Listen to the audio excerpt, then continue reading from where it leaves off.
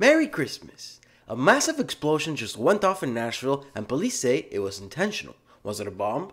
Was it a terror attack? Let's get into it. From the Tennessean, massive downtown Nashville explosion and intentional act, police say. Look at that picture. Ugh. Nashville authorities believe an explosion that occurred in downtown Nashville early Christmas morning was an intentional act and sparked by a vehicle. An intentional bomb going off on Christmas? That's sketchy. Let's keep going. Police came across a suspicious RV parked outside a nearby AT&T building near 2nd Avenue and Commerce Street before 6 a.m. When initially responding to calls of shots fired in the area, said the spokesperson.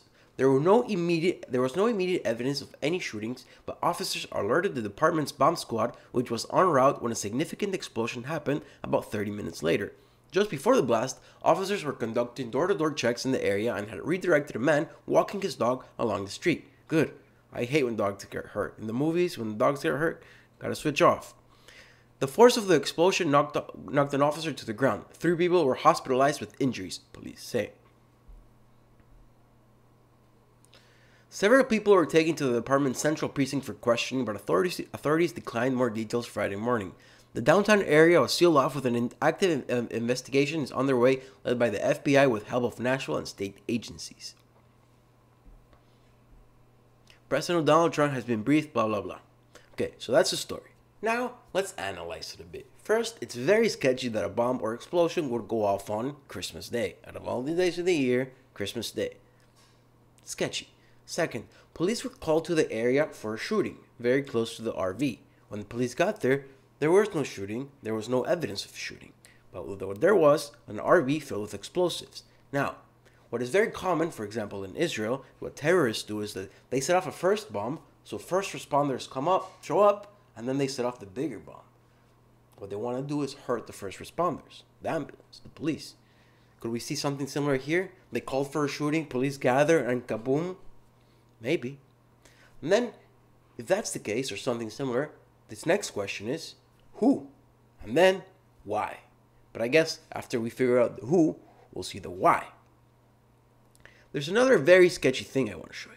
A couple months ago during the summer, a Christian group, the Seventh-day Adventists, put out an ad on the Tennessean, the newspaper we just talked about, saying that the Muslims, whatever that means, were going to set off a nuclear bomb in Nashville, Tennessee.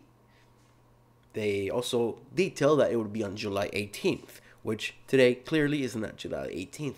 I think it's very coincidental, though, that the Tennessean had that published in July, and today we have a bomb.